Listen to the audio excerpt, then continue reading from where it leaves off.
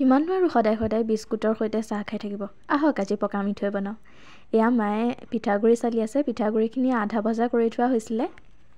এইখিনি কিন্তু বৰা চাউলৰ পিঠাগুড়ি নহয় দেই। এয়া আমাৰ ধুনীয়াকৈ পিঠাগুড়ি চলা হৈ গ'ল। তাৰপাছত এইফালে মিহি মিহিকৈ কাটি লোৱা হ'ল গুড়। ইয়াৰ পাছৰ ইনগ্ৰেডিয়েণ্টটো হৈছে জালুক।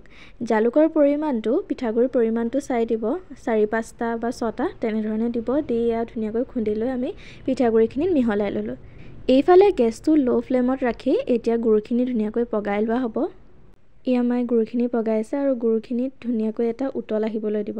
তাৰ পাছতে তাতে চালি থোৱা পিঠাগুড়িখিনি দি ভালদৰে লৰাই থাকিব, চাব যাতে লাগি নধৰে। গেছৰ ফ্লেমটো যদি ল'ত নাৰাখে তেতিয়া পিঠাগুড়িখিনি ক'লা হৈ পৰিব আৰু কেৰাহীখনত লাগি ধৰিব। 2-3 মিনিটমান এনেদৰে ভালকৈ লৰাই লোৱাৰ পাছত এখন কাঁহী লৈ পিঠাগুড়িখিনি উলিয়াই আনিব আৰু এনেদৰে মায়ে দেখুৱাৰ দৰে ধুনীয়াকৈ লাডু বনাই যাওক আৰু আমাৰ পকা মিঠৈ ৰেডি। এতিয়া গৰম গৰম চাহৰ সৈতে পকা মিঠৈ খোৱাৰহে কথা, নে কি কয় ৰাইজ? আজিলৈ আহিছোঁ, লগ পাম নতুন এটি ভিডিঅ'ৰ সৈতে।